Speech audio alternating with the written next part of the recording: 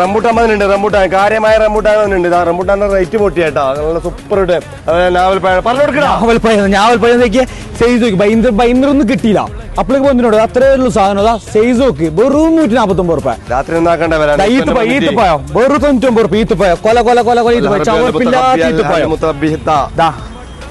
ചെറുനാരങ്ങ 39 രൂപ. ചെറുനാരങ്ങക്ക് 39 രൂപ. കിട്ടിയില്ല.